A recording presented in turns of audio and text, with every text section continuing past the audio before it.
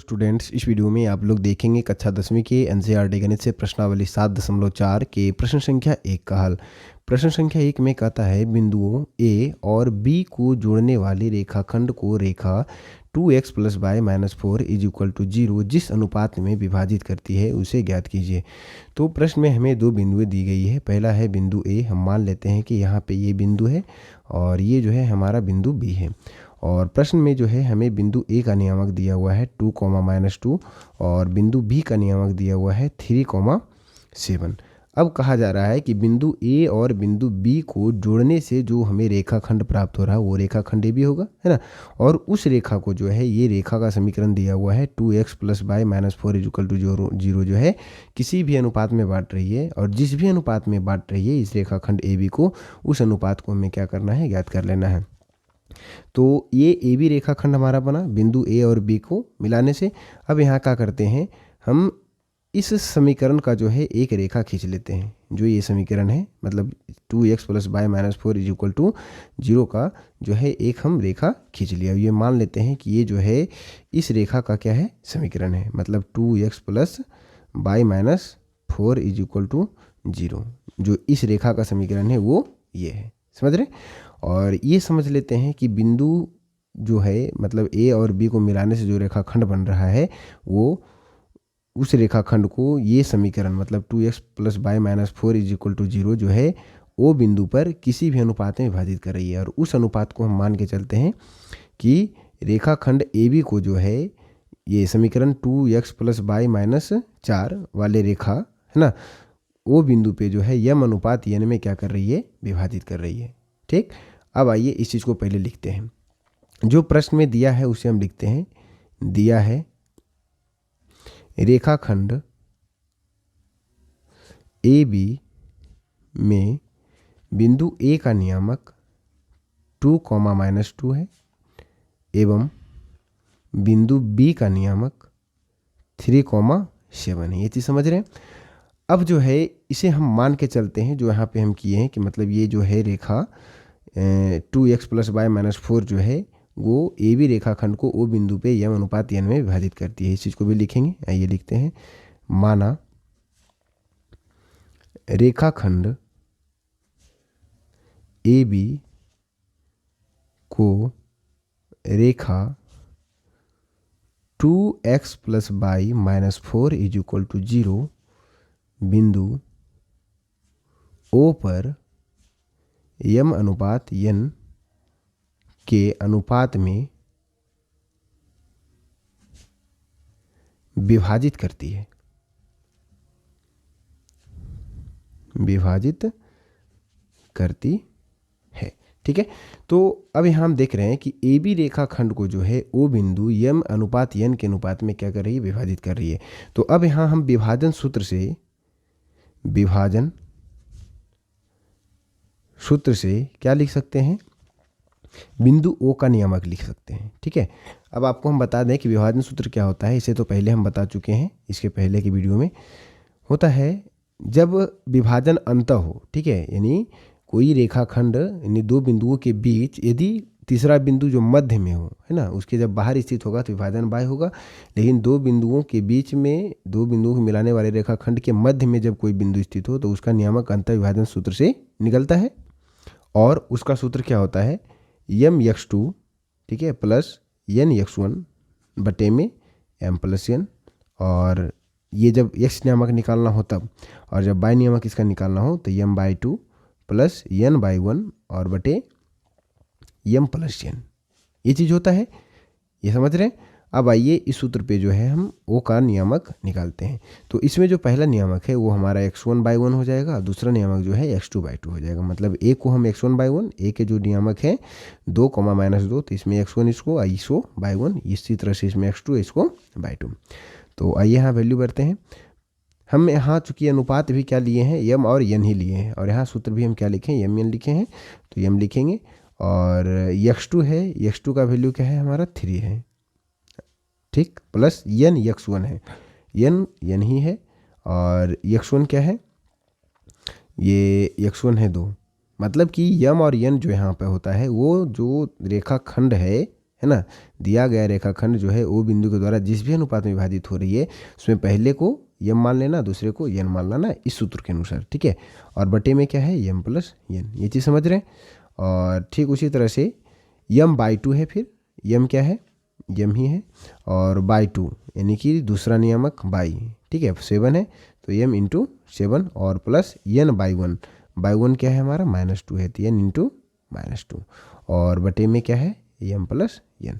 तो ये जो निकल के आया बिंदु ओ का नियामक निकल के आया।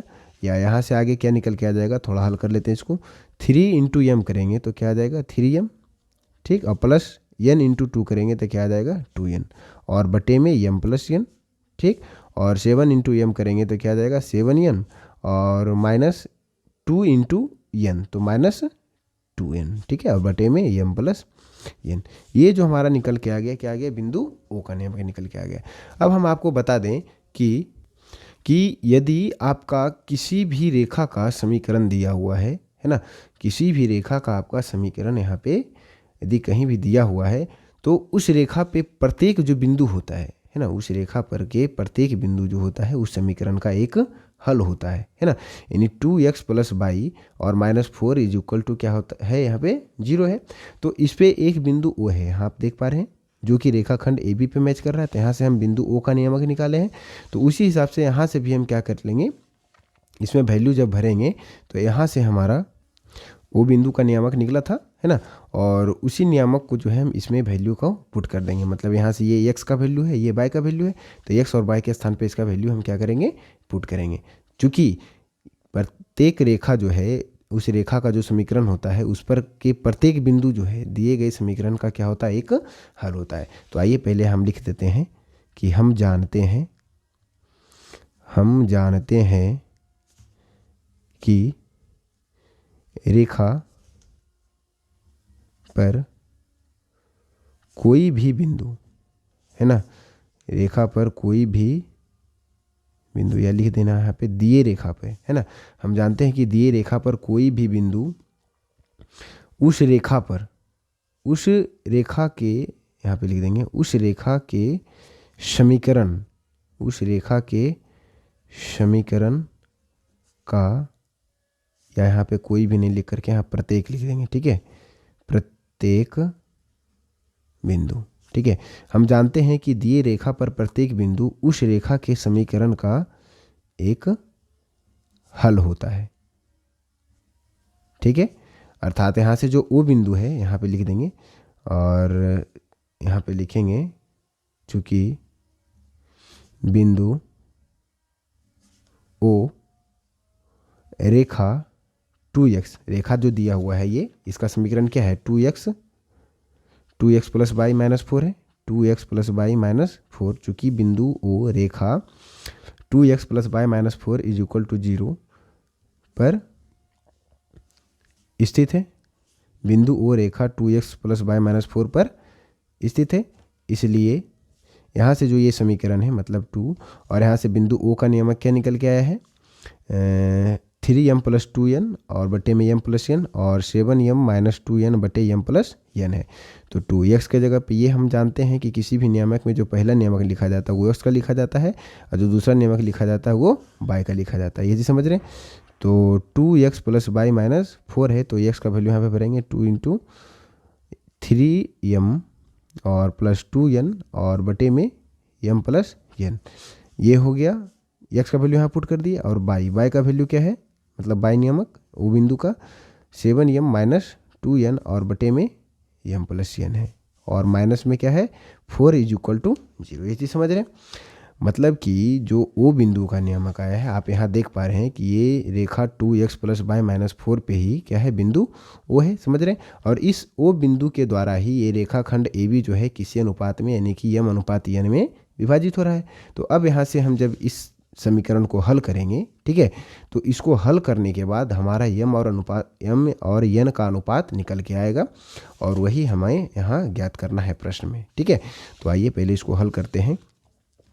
यहाँ हल करेंगे तो 2 इसमें गुना हो जाएगा, तो 2 गुने 3m 2 तिहाई 6m और प्लस 2 गुने 2n तो 2 दूनी 4n और बटे में m प्लस n, ठीक है, और प्लस में यहाँ रखेंगे 7m है और -2n और बटे में यम प्लस यन है और -4 = 0। तो हम यहाँ देख पा रहे हैं कि ये यम प्लस यन और यम प्लस यन दोनों पदों में है। ठीक है, यम प्लस यन और यम प्लस यन क्या है, दोनों पदों में है ना, हर में। तो यहाँ से एलसीएम जब हम लेंगे तो इन दोनों पदों का एलसीएम भी क्या आ जाएगा, यम प्लस यन आ जाएगा। और यम प्लस यन से यम प्लस यन को डिवाइड करेंगे तो 1 आएगा। 1 इंटू करेंगे 6m + 4n, तो यहाँ पे वैल्यू वही रह जाएगा 6m + 4n। और प्लस में यहाँ भी वही रह जाएगा, यम प्लस यन से यम प्लस यन में डिवाइड करेंगे तो 1 आएगा। 1 से यहाँ मल्टीप्लाई करेंगे तो क्या आ जाएगा 7m और -2n। और इधर 4 क्या है, माइनस में है, तो इसको बराबर के उस साइड लेके चले जाते हैं तो 0 में 4 जुड़ जाएगा तो वैल्यू क्या हो जाएगा 4। ठीक, अब जो है यहाँ से क्या वैल्यू आएगा 6m, और यहाँ पे देख रहे हैं, हाँ सॉरी 6m है और यहाँ 7m है, दोनों पद मिल रहा है ना। यानी m का पद में है 6 वैल्यू और यहाँ m का पद में 7 है। ठीक है, तो 6m और 7m जब मिला देंगे तो क्या हो जाएगा 6 और 7 13m, और प्लस यहाँ पे 4n है, यहाँ 2n है, तो 4n में से 2n चला जाएगा तो क्या बचेगा 2n। चूँकि ये माइनस में पद जो है वो क्या है, छोटा है, इसलिए यहाँ पे वैल्यू क्या रहेगा, प्लस रहेगा, ना कि यहाँ पे हम माइनस कर दें। ठीक है, तो अब जो है यहाँ 4 जो है यहाँ पे, और यहाँ m प्लस n क्या है, डिवाइड में है, तो इसको उस साइड लेके जाएंगे तो क्या हो जाएगा 4 के साथ मल्टीप्लाई हो जाएगा, यानी 4 इंटू m प्लस n हो जाएगा। ठीक है, तो यहाँ 13m + 2n = 4 इंटू m करेंगे तो 4m और प्लस 4 इंटू n करेंगे तो 4n। ठीक है, तो 13m में से 4m चला जाएगा, इसको इधर लेके आ जाते हैं, यम वाले पद को इधर, यन वाले पद को उधर लेके चले जाते हैं। तो 13m - 4m = 4n, और इधर प्लस में 2n है तो इधर जाएगा तो माइनस में 2n। ठीक, यहाँ से वैल्यू क्या निकल के आ जाएगा, 13m में से 4 चला जाएगा तो 9m आ जाएगा। ठीक है, और 4n में से 2n चला जाएगा तो 2n आ जाएगा। ठीक, अब यहाँ से क्या करेंगे, यम और यन का अनुपात निकाल लेंगे, तो यम इधर है, यन इधर चला जाएगा, तो इधर 2 बचेगा है ना, इनकी 2, और इधर 9 है मल्टीप्लाई में, तो इधर 9 नीचे आ जाएगा। समझ रहे क्या कि यहाँ पे यम को इधर छोड़े हैं, यन को इस साइड लेके आए हैं, यहाँ देख रहे हैं, तो 2 को इधर छोड़ेंगे, 9 उधर चला जाएगा, है ना। तो यम और यन का जो वैल्यू आ गया, m/n का वैल्यू क्या आ गया 2/9, यानी यम अनुपात यन क्या निकल के आ गया 2:9। यही हमें प्रश्न में क्या करना था, ज्ञात करना था। ठीक है, जो कि ज्ञात हो चुका है। आइए एक बार फिर से समझ लेते हैं। यहाँ क्या था कि बिंदु ए और बी को जोड़ने वाले रेखाखंड को जो इस समीकरण है जिस भी अनुपात में विभाजित करती है उससे ज्ञात कर लेना है। ठीक है, तो हम यहाँ पे बिंदु ए और बी को मिला दिए जिससे रेखाखंड ए बी बना था, और इस समीकरण के द्वारा जो है ना बिंदु ओ पे है ना, इस रेखा के द्वारा 2x + y - 4 = 0 के द्वारा जो है वो बिंदु पे रेखाखंड ए बी यम अनुपात यन में विभाजित हो रहा था, है ना। और यही हमें क्या करना, अनुपात ज्ञात करना था, जिस भी अनुपात में ज्ञात करना, जिस भी अनुपात में विभाजित कर रहा है वो बिंदु पे रेखाखंड ए बी को रेखा 2x + y - 4 है ना। तो वो बिंदु का नियामक निकालते हुए उसके बाद उसका वैल्यू पुट करते हुए हम यम और एन का अनुपात का वैल्यू निकाल चुके हैं। तो यहाँ से आपका इस प्रश्न का हल स्टार्ट होता है और लास्ट जाके होता है आपका ये यहाँ पे, और यम अनुपात एन का वैल्यू क्या आ गया है 2:9। ठीक है, तो आशा करते हैं कि आप लोग प्रश्न संख्या 1 को बिल्कुल ठीक तरीके से समझ गए होंगे, और यदि वीडियो पसंद आया तो वीडियो को लाइक कर अपने दोस्तों के साथ शेयर अवश्य कर लीजिएगा। मिलते हैं इसके अगली वीडियो में, तब तक आप हमारे चैनल पे बने रहेंगे। धन्यवाद।